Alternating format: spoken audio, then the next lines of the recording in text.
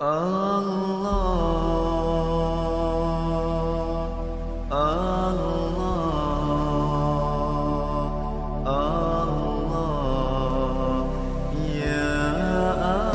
وبركاته. الفاتحة.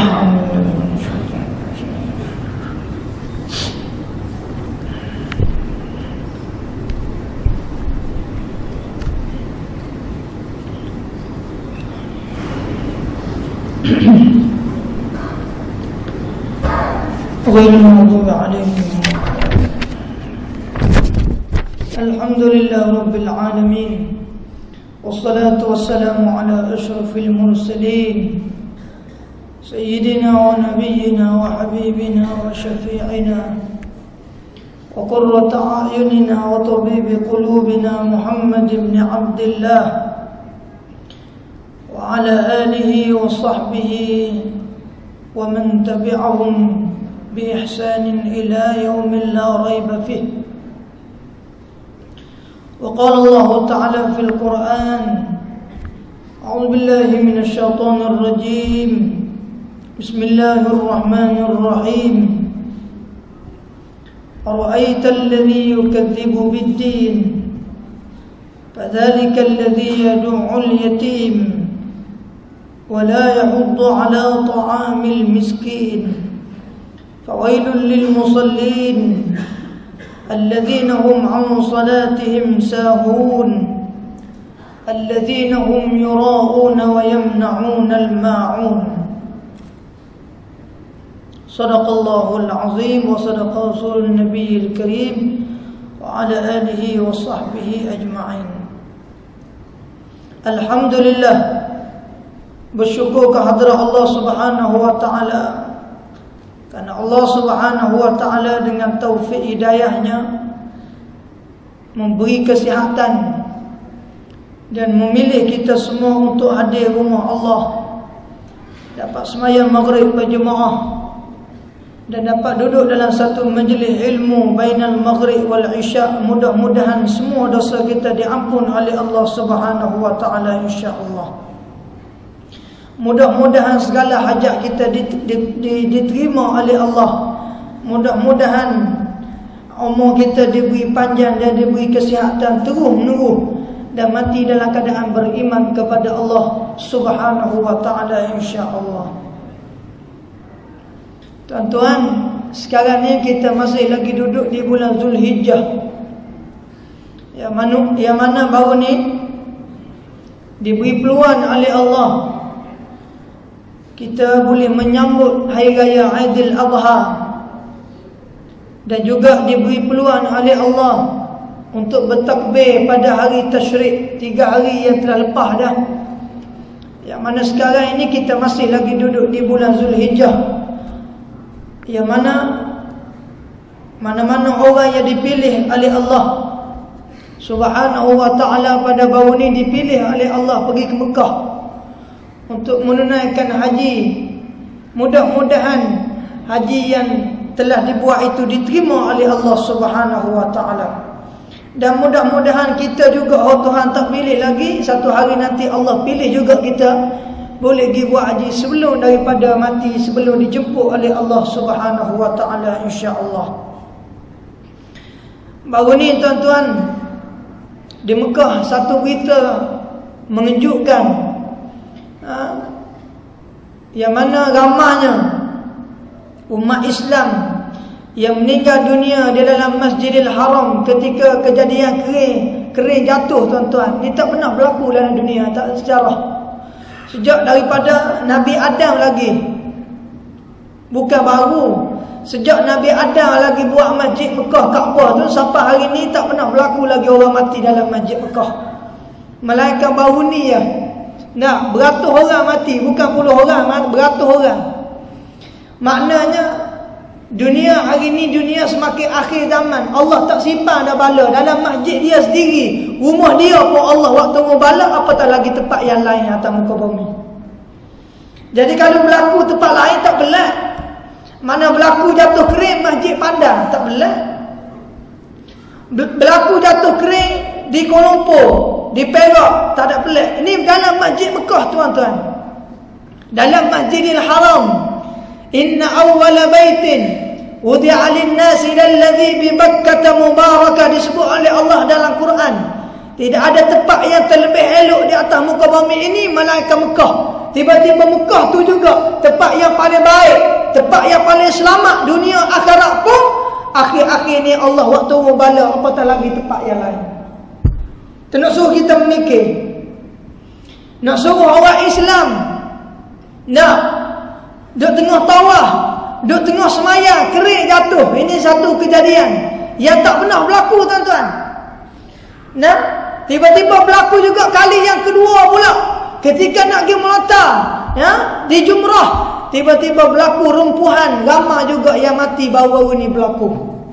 Dan sampai hari ni berita mengenai dengan Mekah ni juga bukan sekat runtuh hari jatuh kering, bukan sekat rumpuhan, bahkan ada lagi yang berlaku sehari tengah hari ni akan berlaku lagi, tuan-tuan. Ini benda yang pelik. Nah, sebab itulah kita hari ni hidup 1436 tahun dah hijrah. Nak masuk 37 dah, 456 hari, seminggu lebih lagi akan jarak kita dengan baginda Nabi kita Muhammad sallallahu alaihi wasallam. 1436. Sejak daripada Nabi Adam sampai Nabi kita Muhammad SAW, tidak ada seorang pun Nabi yang umurnya hidup lebih daripada 1500 tahun. Tak ada. Kalau tuan-tuan mengaji kitab sirah, dalam kitab sirah yang disebut oleh Syarah Ibnu Hisham, disebut dalam kitab sirah lain-lain bahawa tak ada seorang pun Nabi yang Allah kirim atas dunia ni umurnya lebih daripada 1500 tahun. Tak ada. Melainkan 4 orang Nabi saja. Nabi ni tuan-tuan panjang umur kalau atas dunia ni Nabi Nuh. Nabi Nuh hidup, ada riwayat mengatakan 1000 tahun. Ada riwayat mengatakan 1500 tahun. Dan ada riwayat yang mengatakan sampai 1800 tahun. Tetapi pendapat yang paling sahih bahawa Nabi Nuh hidup 1000 tahun. Itu pendapat yang paling sahih. Dan tidak ada seorang pun Nabi yang umurnya lebih 1500 tahun. Tak ada. Tiba-tiba jarak kita dengan Nabi kita Muhammad sallallahu alaihi wasallam, hijrahnya Nabi dulu dengan kita ni 1436 tahun. Maknanya lebih kurang 64 tahun ataupun 65 tahun lagi dunia ni, dan akan berlakunya suatu peristiwa yang besar akan berlaku. Al-Imam As-Sayuti rahimahullah menyebut di dalam kitabnya bahawa kiamat ini akan berlaku pada tahun 1500 Hijrah. Maknanya 60 tahun lagi dunia ni, 70 tahun lagi. Sebab tu dah ni tak pelik, tuan-tuan. Perkara yang macam-macam berlaku. Nah, setahun kau berat lah ni. Setahun kau berat. Hujung tahun lepas baru ni Allah buat banjir besar di Kelantan. Tak masuk akal. Ini peristiwa yang berlaku sekarang. Kita boleh tengok depan mata kita. Dan sehari tengah hari ni pula berlaku runtuhan di Mekah. Ini perkara-perkara yang mustahil kalau dipikir dengan akal. Tetapi inilah hakikatnya bahawa dunia yang kita sedang hadapi sekarang ni semakin hari semakin dekat akan berlakunya kiamat, yang sebagaimana yang disebut di dalam hadis-hadis yang sahih. Jadi jarak umur Nabi-Nabi ni tak ada Nabi yang umurnya lebih daripada 1500 tahun melainkan 4 orang Nabi yang sekarang tak mati lagi. Di antaranya ialah Nabi Isa ibnu Maryam. Nabi Isa ibnu Maryam duduk di langit. Ini pendapat yang sahih. Dan tidak akan wafat melainkan dia akan turun membunuh Dajjal. Itu akan disebut dalam kitab Sunan Abi Daud, panjang mengenai dengan hadis yang disebut. Jadi nak rayak ya, jarak yang begitu jauh ni lah perkara-perkara yang berbagai-bagai benda yang akan berlaku sekarang ini, tuan-tuan rahmat Allah sekalian. Jadi sebab itulah kita hidup sehari tengah hari ni, nak dapat selamat tak dapat tidak, mestilah kita kena mencari huduru majalisul ilm, kena hadir majlis-majlis ilmu. Mudah-mudahan ilmu inilah satu bekalan yang kita akan bawa bertemu dengan Allah bila kita mati. Dari surah yang mau baca tadi, yang mana dibaca oleh tu imam kita dalam rakaat yang kedua sembahyang maghrib. Ara'aital ladzi yukadzibu bid-din. Allah Taala tanya, ara'aital ladzi yukadzibu bid-din? Apakah mu kenal ke tak siapakah orang yang bohong tentang hari kiamat? Ni soalan yang Allah tanya kita. Ara'aital ladzi, kalau kita mengaji ilmu nahwu dia panggil alif al-istifham. Kalau orang mengaji ilmu nahwu, Allah Taala soal kita. Allah Taala tanya kita, ara'aital ladzi yukadzibu bid-din? Mu kenal ke tak siapakah orang yang tak percaya pada akhirat? Mu kenal ke tak siapakah orang yang tak yakin pada akhirat? Mu kenal tak siapakah yang membohongi tentang akhirat? Ini soalan yang Allah tanya. Dan dalam Quran ni tuan-tuan, tidak ada ayat yang Allah tanya, melainkan Allah beritahu selalu jawapannya. Tuan-tuan, bila baca Quran daripada suratul Fatihah hingga suratul Nas, Qul a'udzu birabbin nas, ada 114 surah dalam Quran. Ada 30 juzuk, ada 6,666 ayat. Dan setengah ulama kata tak sampai 6,600, bahkan 6,200 lebih ya ayat. Itu mengikut setengah pendapat. Jadi ayat ini Allah menyatakan, ara'aital ladzi yukadzibu bid-din? Mu kenal ke tak? Mu tahu ke tak? Mu nak tahu ke tak? Kata Allah, siapakah orang yang yukadzibu bid-din, yang tak percaya pada akhirat? Orang yang tak percaya adanya akhirat, siapa dia? Lalu Allah Ta'ala sebut dua golongan. Siapa dia yang ada dua sifat ni? Walaupun dia sembahyang, walaupun dia puasa, walaupun dia pergi haji, tetap orang itu yukadzibu bid-din, membohongi akan hari akhirat. Dua golongan. Sebab tu kita jangan boleh ada dua ni. Apa dia dua perkara? Disebut oleh Allah, fadzalikal ladzi yad'ul yatim. Satu. Jawapan yang kedua, wala ya'uddu ala ta'amil miskin. Ni Quran. Sebab tu kita kena mengaji tafsir Quran. Sebab Quran ni kitab Allah dulu, kini dan selamanya, tidak bohong. Super. Nah, tapi hak berita tak bohong ni lah ramai manusia tak suka baca. Tapi berita hak belum tentu lagi pasti ke tidak, ramai manusia suka baca. Sinar harian ramai orang suka baca. Metro ramai orang suka baca. Nah, kalau harakah boleh kira sikit. Tapi Quran hak 100% sahih, belum tentu lagi manusia suka atau tidak nak baca. Ni Allah Ta'ala sebut, ara'aital ladzi yukadzibu bid-din? Mu tahu ke tak siapakah orang yang membohongi akan hari akhirat itu? Soalan Tuhan tanya. Kalau mu nak tahu, aku nak rayak dua sifat manusia, kata Allah. Orang yang bila ada dua sifat ni, itulah yukadzibu bid-din, orang yang membohongi akan akhirat. Maknanya dia sembahyang, dia puasa, tapi dia tak yakin pada akhirat. Sifatnya apa dia? Yang pertama kata Allah, fadzalikal ladzi yad'ul yatim. Yang pertama, orang yang buat khianat pada anak yatim. Ini disebut oleh Allah, fadzalikal ladzi yad'ul yatim. Yang pertama, orang yang mengkhianati anak yatim. Jadi orang yang mengkhianati anak yatim, walaupun dia sembahyang, walaupun dia puasa, walaupun dia pergi haji, dia tetap yukadzibu bid-din, dicap oleh Allah, orang ini membohongi akan hari akhirat. Wal iyazu billah. Disabdakan oleh baginda Nabi sallallahu alaihi wasallam, sebaik-baik rumah di atas dunia ialah rumah yang ada anak yatim di dalam rumah. Ini disebut dalam hadis yang sahih. Nabi sebut dalam hadis yang sahih, rumah yang paling baik atas dunia ialah rumah yang ada anak yatim di dalam. Tak ada hadis sebut rumah yang paling baik ada kerusi sofa. Tak ada hadis sebut. Tak ada hadis sebut rumah yang paling baik, rumah yang ada meja makan 10 orang. Tak ada. Nah. Rumah yang paling baik Nabi sebut ialah rumah yang ada anak yatim di dalam rumah. Dalam rumah tu ada anak yatim. Yatim ni apa makna yatim? Ada setengah orang ada kata dia umur 50, tak ada ayah yatim lagi. Itu bukan yatim, yatok. Yatim ialah seorang anak laki-laki atau perempuan yang meninggal salah satu, tak kira mak atau ayah, yang umurnya 15 tahun ke bawah, maka itulah makna yatim. Faham molek dia sebut dia kitab fiqh. Ni umur 50 yatim lagi. Tak dah.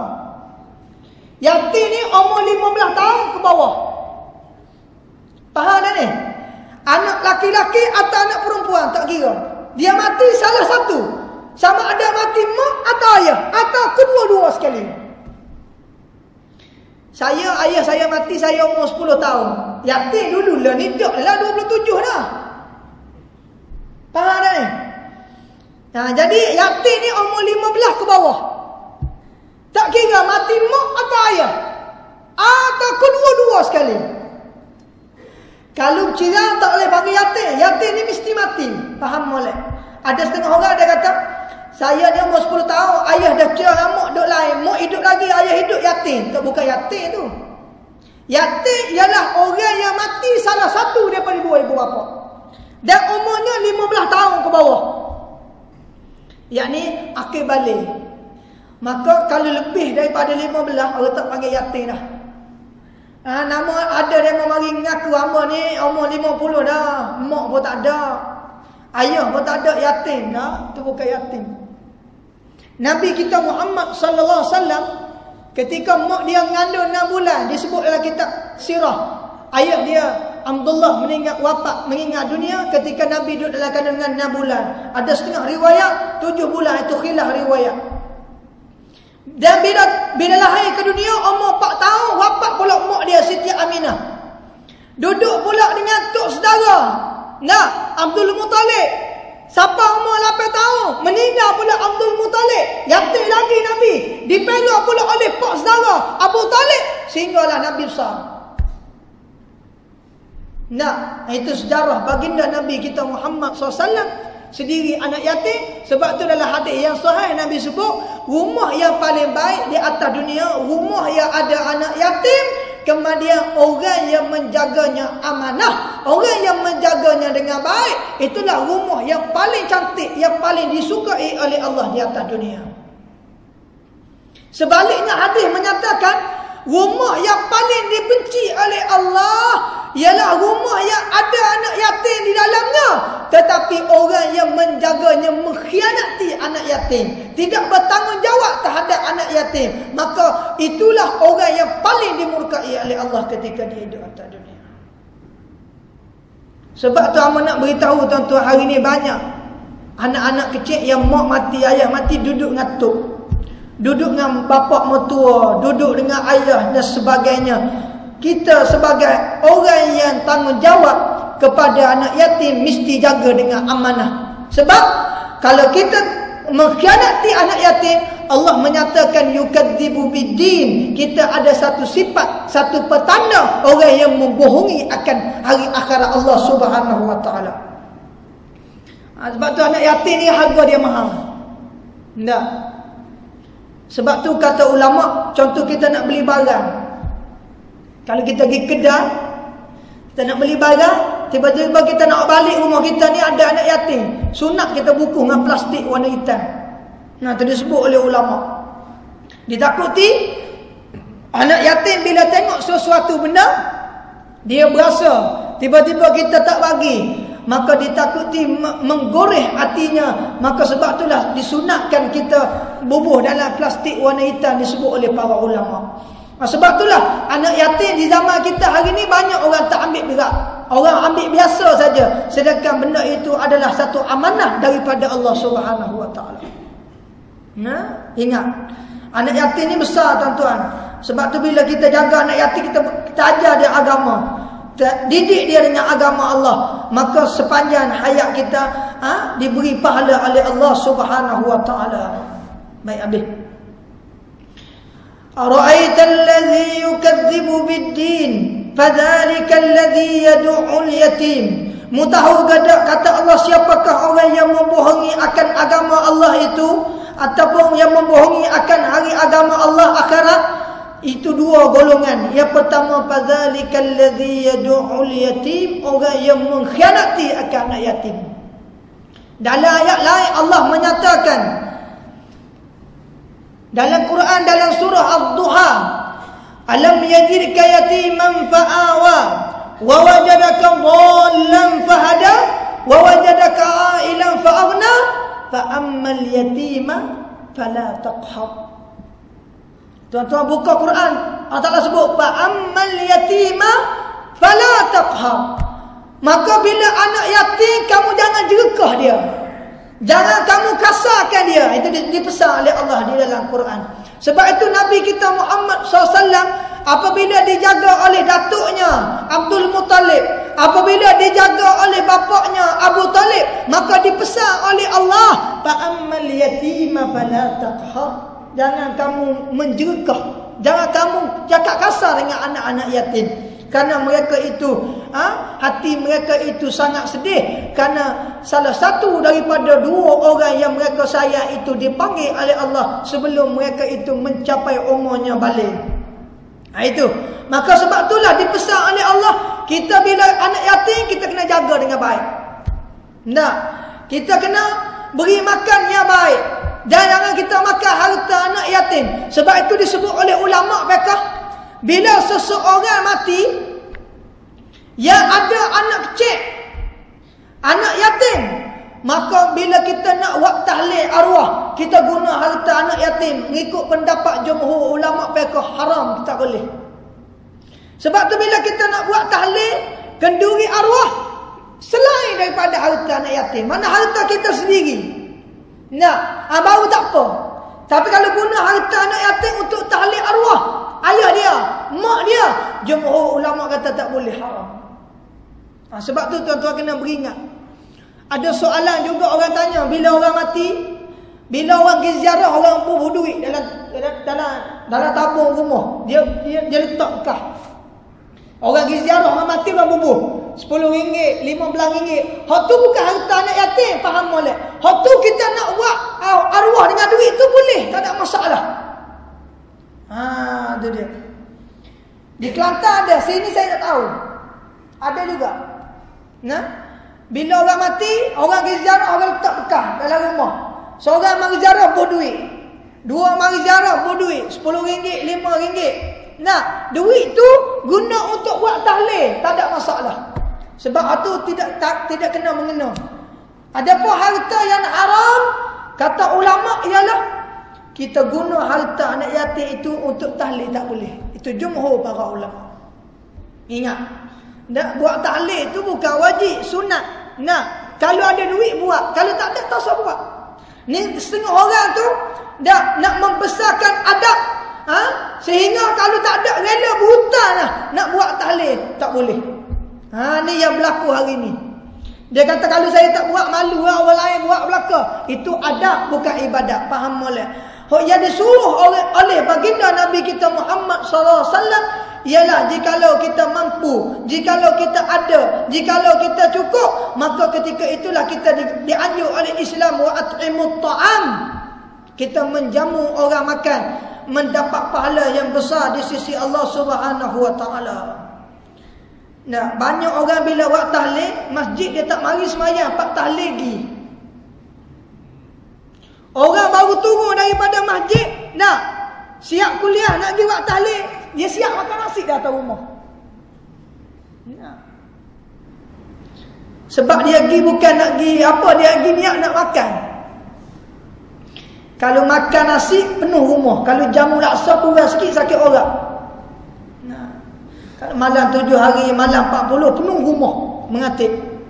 Nah, mengatik dah 200 putus wasbah tak sah. La ilaha illallah, tak pasal jamu nasi. Tapi kalau jamu teh orang dengan sekut tawar, anjur ya sah. La ilaha, bunyi ya. Ini yang berlaku sekarang.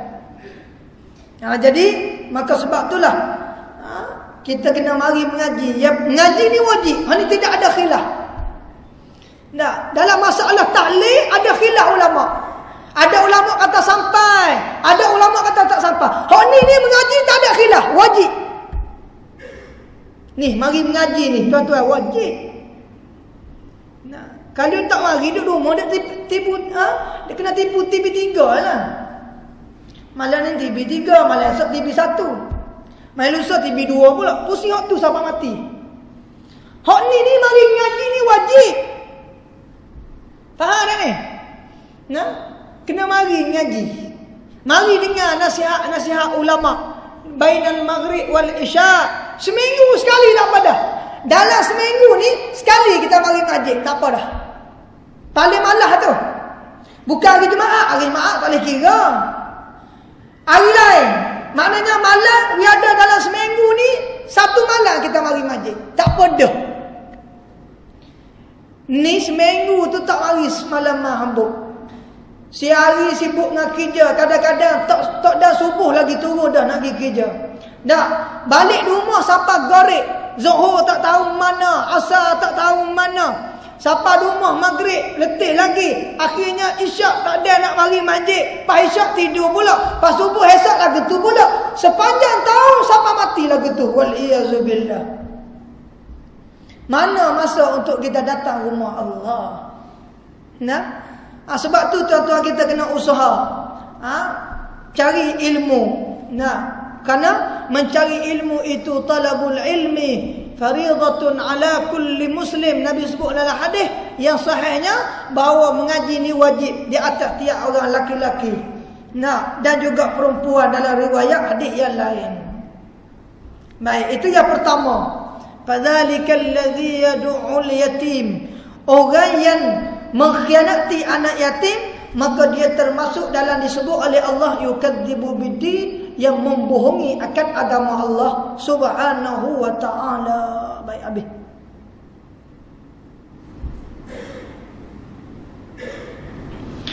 Nabi Isa bin Maryam disebut dalam kitab-kitab tafsir. Banyak kaum-kaumnya menuduh bahawa dia ni anak zina.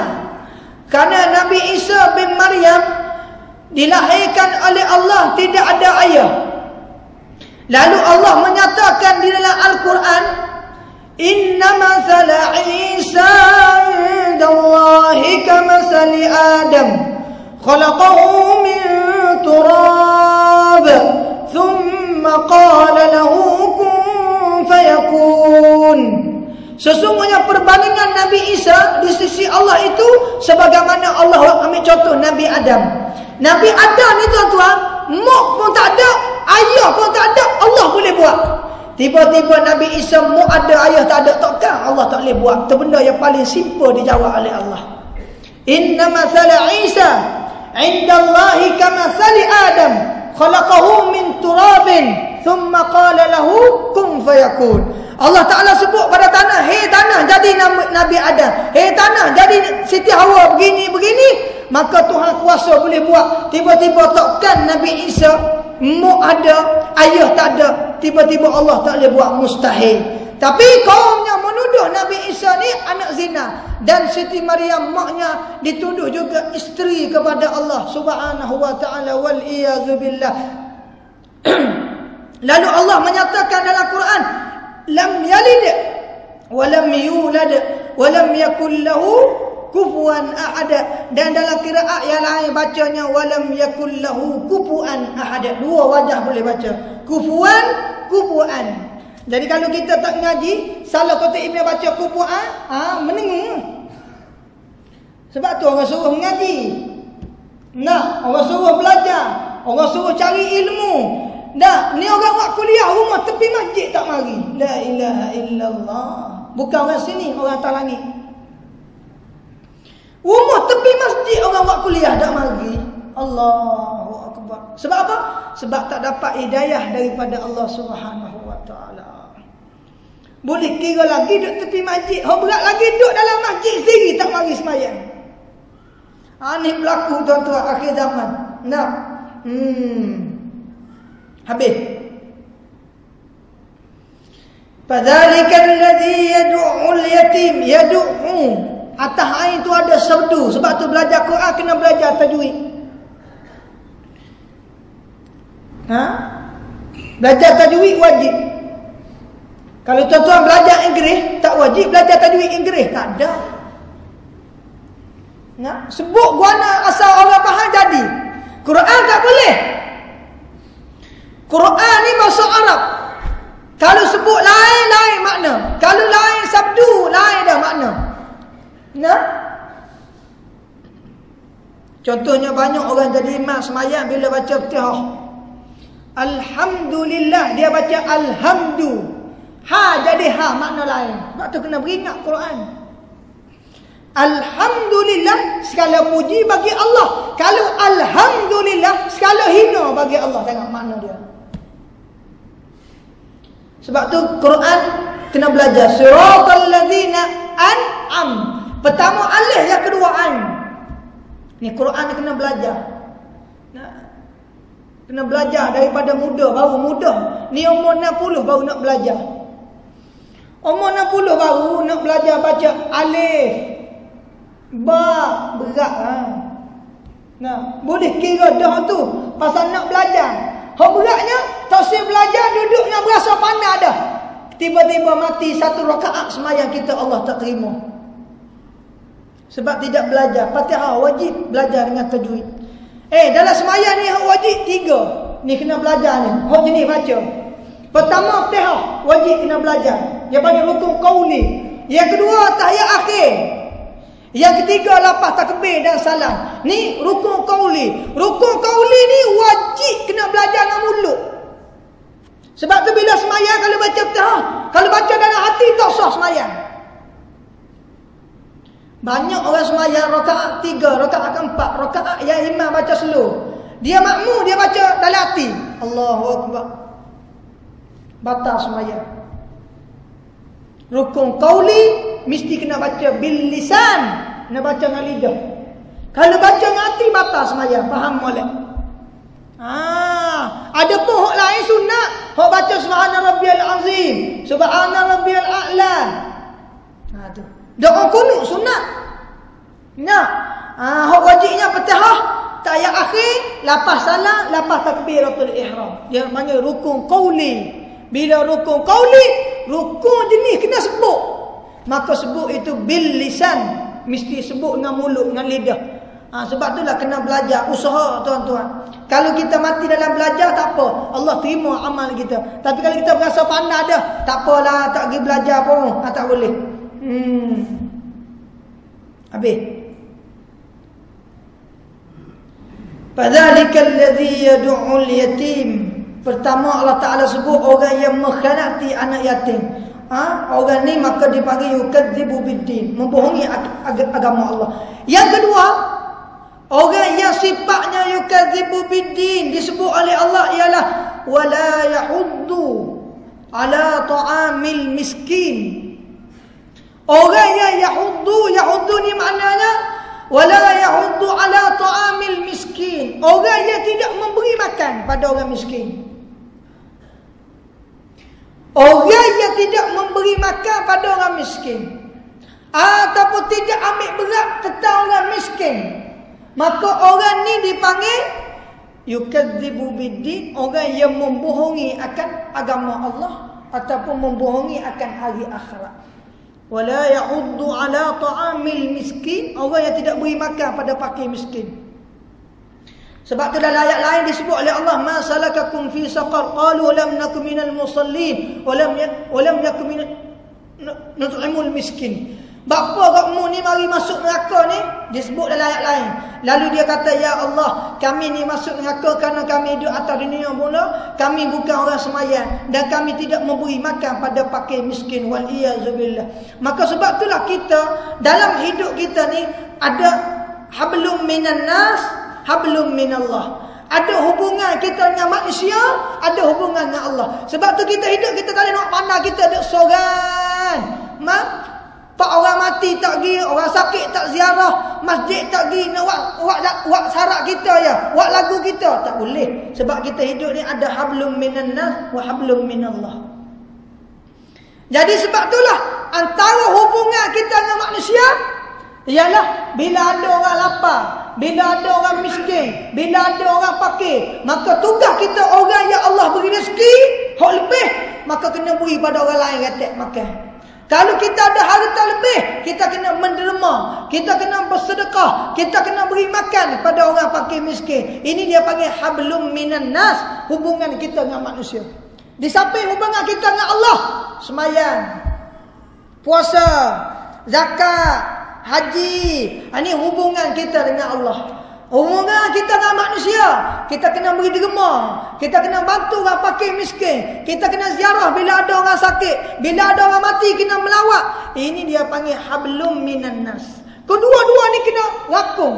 Hablum minan nas, hablum minallah. Barulah seorang itu menjadi hamba Allah, yang diterima amal ibadahnya oleh Allah Subhanahu wa taala. Jikalau tidak, wala yahuddu ala ta'amil miskin, kita akan tidak memberi makan pada orang fakir miskin itu, menyebabkan kita termasuk dalam golongan yukadzibu biddin, orang yang dimurkai, orang yang membohongi akan hari agama Allah Subhanahu wa taala.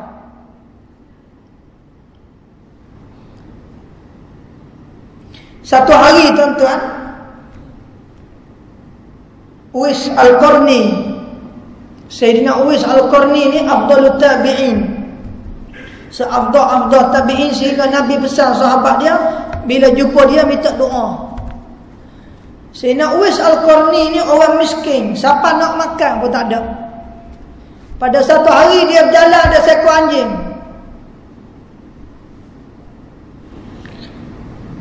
Bila dia berjalan, ada seekor anjing, bila dia nak makan, anjing mari kena. Anjing mari nak kekah dia. Tak, anjing mari nak salak dia. Lalu dia bercakap dengan anjing. Sayyidina Uwais Al-Qarni dia kata, ya Kalab, wahai anjing, mu jangan ganggu aku. Ni makanan yang Allah beri pada aku, rezeki aku. Makanan yang Allah beri padamu, rezekimu. Jadi mu makan hakmu, aku makan hak aku. Sayyidina Uwais Al-Qarni beritahu pada anjing. Lalu anjing pun tak jadi nak salak. Ini karamah yang Allah beri pada Sayyidina Uwais Al-Qarni. Lalu anjing pun makan hak dia, Sayyidina Uwais makan hak dia. Ini susahnya Sayyidina Uwais Al-Qarni, nak makan pun tak ada. Tetapi dia manusia yang dihina di dunia, tetapi orangnya yang paling disanjung oleh Allah di langit, di sekalangan para malaikat Allah Subhanahu wa taala. Sehingga disebut dalam hadis yang sahih, Nabi beritahu pada sahabatnya, Sayyidina Ali, Sayyidina Umar, apabila kamu berjumpa dengan Sayyidina Uwais, hendaklah kamu meminta doa daripadanya, nescaya Allah Ta'ala akan mengampuni dosa kamu berdua. Padahal dia hidup zaman Nabi, tapi tak jumpa dengan Nabi. Ni Sayyidina Uwais ni hidup di zaman Nabi, tapi tak jumpa dengan Nabi. Maka sebab tu dia panggil tabi'in. Nah, dia ni tuan-tuan, orang yang khidmat pada mak dia, sehingga dia sanggup pikul mak dia atas belakang kalau mak dia nak pergi mana-mana. Dah, sayangnya dia kepada mak dia, hormatnya dia kepada mak dia. Maka sebab tu dia menjadi seorang tabi'in yang sangat mulia di sisi Allah, iaitu Sayyidina Uwais Al-Qarni. Tok Bilal bel dulu. Kau gimana Tok Bilal? Ada? Wala yahuddu ala ta'amil miskin. Yang kedua, orang yang tidak memberi makan kepada orang fakir dan miskin ini termasuk dalam orang yang yukadzibu biddin, orang yang membohongi akan hari agama Allah. Dalam satu hadis Nabi SAW bersabda, aksarun nasi ju'an yawmal qiyamah aksaruhum syaba'an fid dunya. Orang yang paling lapar pada hari kiamat, hari akhirat nanti ialah orang yang paling banyak kenyangnya masa hidup atas dunia. Allah, berat ni. Bagaimana? Tak payah makan. Ada satu hadis Nabi kata, aksarun nasi ju'an yawmal qiyamah aksaruhum syaba'an fid dunya. Orang yang paling lapar hari kiamat nanti, orang yang banyak kenyangnya masa hidup atas dunia. Berat. Lepas tu tak boleh makan lah. Kemana mana hadis. Sebab tu orang suruh mengaji, bukan fikir ngakal. Kalau fikir akal, orang tak payah makan lah. Dah. Ulama sebut ialah orang yang makan bila kenyang tapi tidak mensyukuri akan nikmat Allah. Jadi orang yang bila kenyang, Allah Ta'ala dia dapat makan molek banyak sihat, tiba-tiba dia tak guna sihat pada jalan Allah, maka orang ni lah orang yang sangat lapar di akhirat nanti. Tu makna hadis. Faham tak? Dia tidak guna sihat yang Allah beri, kenyang makan yang Allah beri untuk buat ibadah pada Allah. Sebab tu dalam hadis Nabi kata al-aklu lil ibadah la lisyahawat. Bila mu makan mu kena niat buat ibadah, bukan niat untuk mu lapar nak penuh nafsu muda.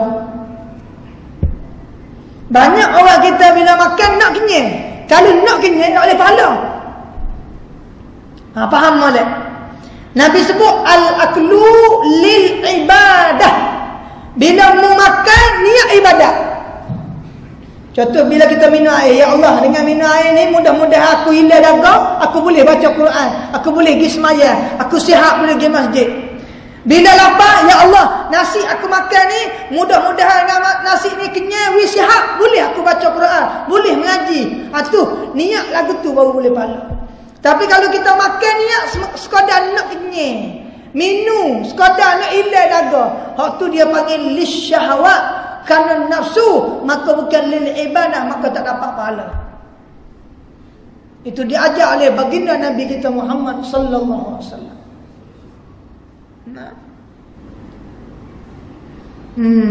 Sebab tu antara doa dibaca oleh Imam Malik radhiyallahu taala anhu, Allahumma ahyina bil islami wal iman wa amitna ala taubah. Antara doa yang dibaca oleh Imam Malik, ya Allah, hiduplah aku dalam keadaan agama Islam dan juga beriman, dan mati dalam keadaan bertaubat daripada segala dosa aku. Antara doa dibaca oleh Imam Malik.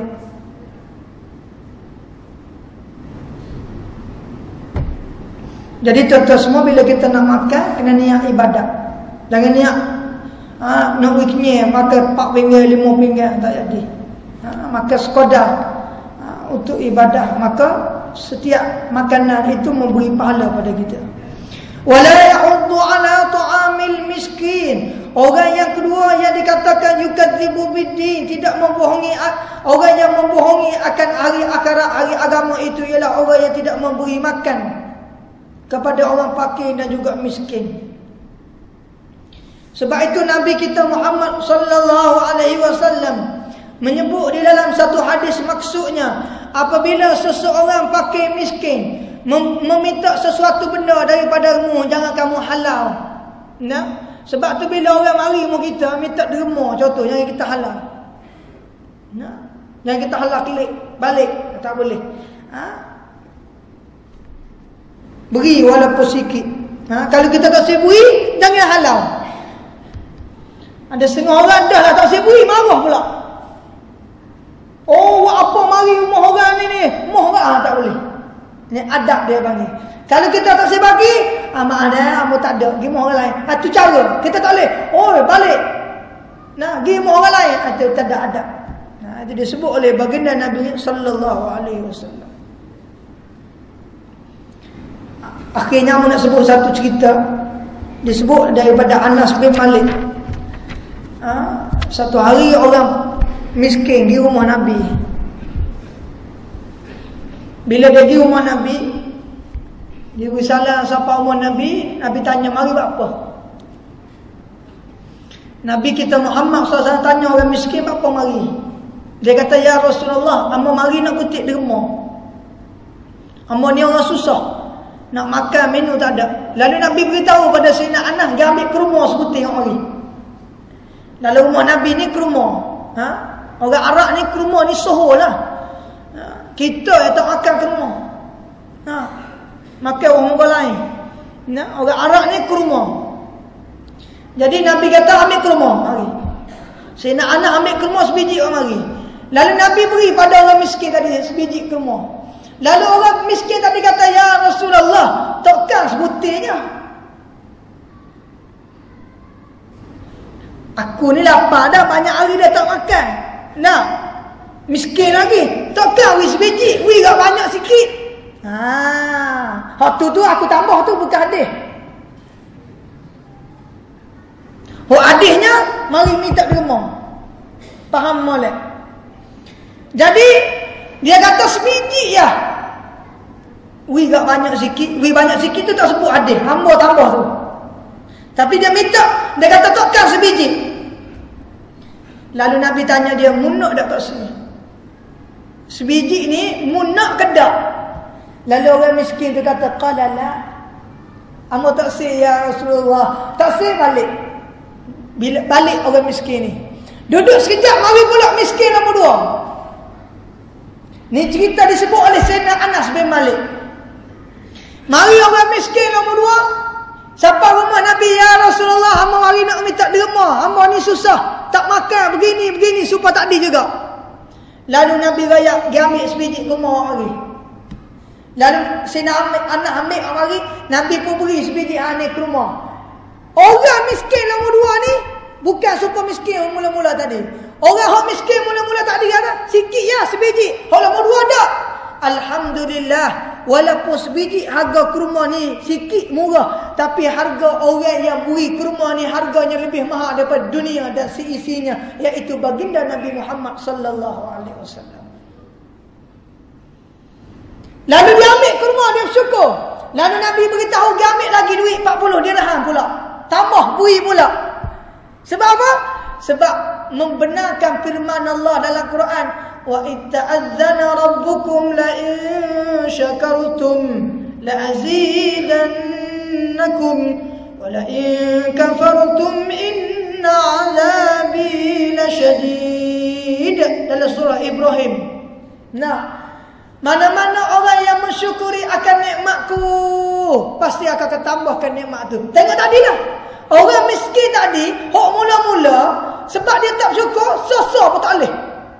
Hak nombor 2 sebab dia bersyukur, walaupun sebiji, dapat duit pula 40 dirham diberi oleh Rasulullah sallallahu alaihi wasallam. Wala in kafartum inna azabi lasyadid. Orang yang mengkufuri nikmatku, maka azab yang pedih disedia oleh Allah di akhirat.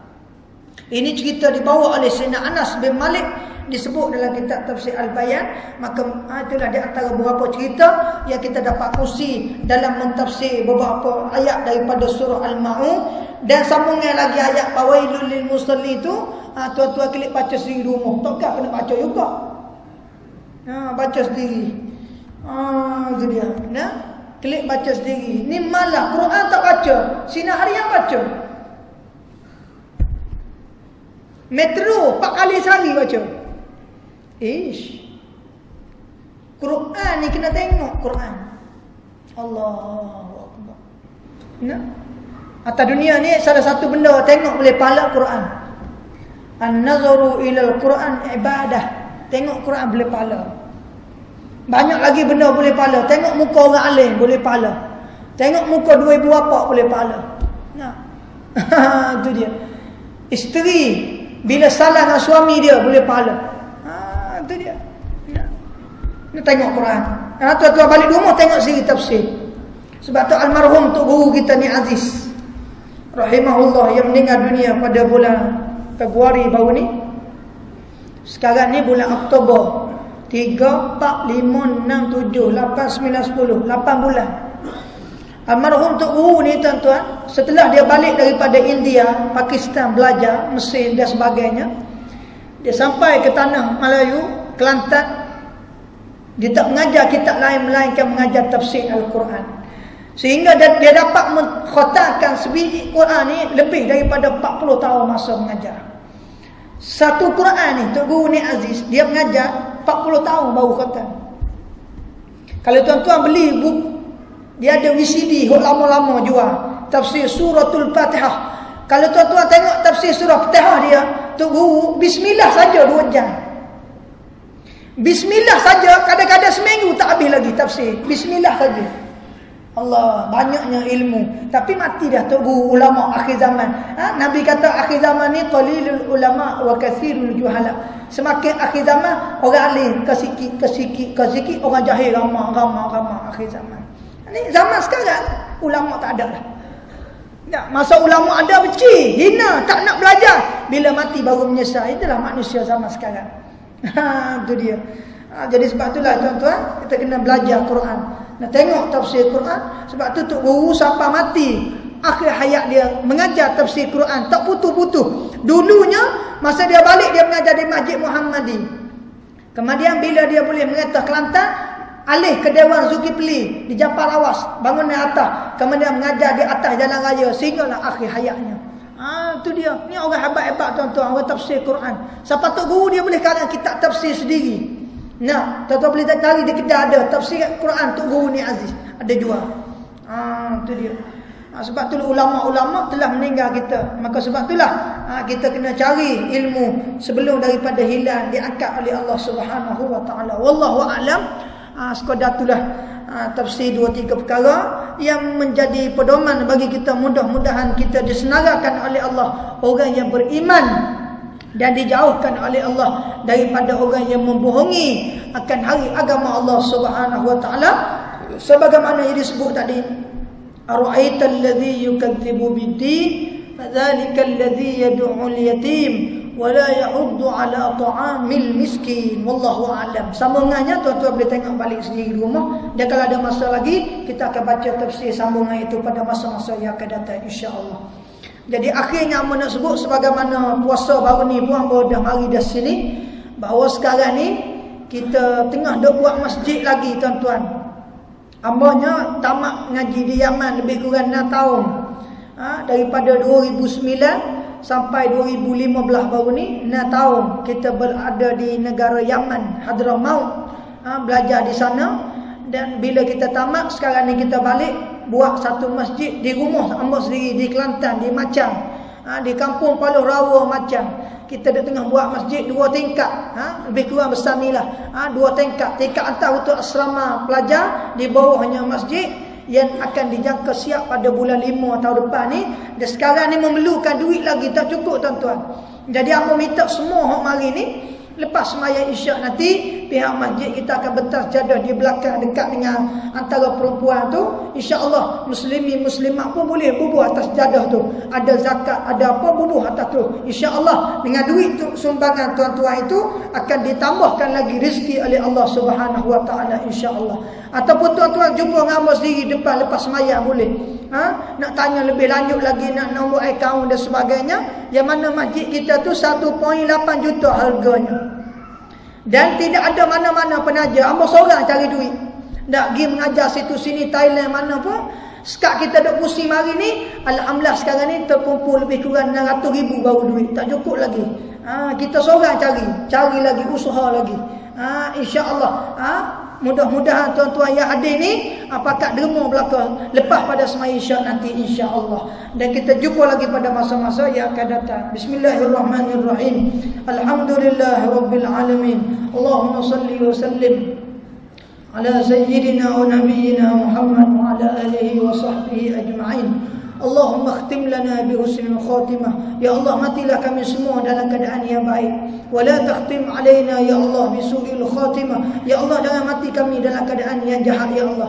Ya Allah, berilah surat amal kami terima dengan tangan kanan di padang mahsyar nanti ya Allah. Ya Allah, tetapkanlah kaki kami ketika lalu di atas tiang siratal mustaqim di akhirat nanti ya Allah. Ya Allah, berilah kami semua dapat minum air kolam Nabi kami Muhammad SAW di yaumul mahsyar nanti ya Allah. Ya Allah, himpunlah kami semua bersama Nabi kami di akhirat nanti ya Allah. Ya Allah, berilah kami, dua ibu bapa kami, datuk nenek kami dapat syafaat Nabi kami di akhirat nanti ya Allah. Ya Allah, kami ni Nabi kami tinggal kami 1400 tahun lebih dah ya Allah. Kami tak pernah tengok Nabi kami, dan Nabi kami juga kami tak pernah tengok kami. Maka kami tak kenal ya Allah. Maka oleh sebab tu ya Allah, berilah kami dapat kenal Nabi kami, dan Nabi kami kenal kami di akhirat nanti ya Allah. Yauma la yanfa'u malun wala banun illa man atallaha biqalbin salim. Yang mana di yaumul mahsyar nanti ya Allah, orang yang ada anak ramai, orang yang ada isteri banyak, orang yang ada harta banyak, pangkat besar, semua tak jadi bermanfaat ya Allah. Melainkan orang orang yang hatinya selamat, sejahtera, bersih, ya Allah. Maka oleh sebab itu, ya Allah, bersihkanlah semua hati kami, ya Allah, daripada sifat syirik, ya Allah, daripada sifat mazmumah, ya Allah, ya Rabbal Alamin. Ya Allah, bantulah semua umat Islam di seluruh dunia, ya Allah, di Palestin, di Yaman, di Thailand, di Malaysia, di mana-mana, ya Allah. Ya Allah, terimalah segala orang yang buat haji di Mekah dan juga Madinah, ya Allah, ya Rabbal Alamin. Selamatkanlah kesejahteraan atas mereka, ya Allah, ya Hayyu ya Qayyum, ya Hayyu ya Qayyum, ya Dzal Jalali wal Ikram. Rabbana atina fid dunya hasanah wa fil akhirati hasanatan wa qina adzaban nar, wa qina adzaban nar. Wa sallallahu ala sayyidina Muhammad wa ala alihi wa sahbihi wa sallam. Walhamdulillahi rabbil alamin. Taqabbalallahu minkum. Dan pagi esoknya bawa kuliah subuh di Masjid Bukit Indah. Bukit Indah.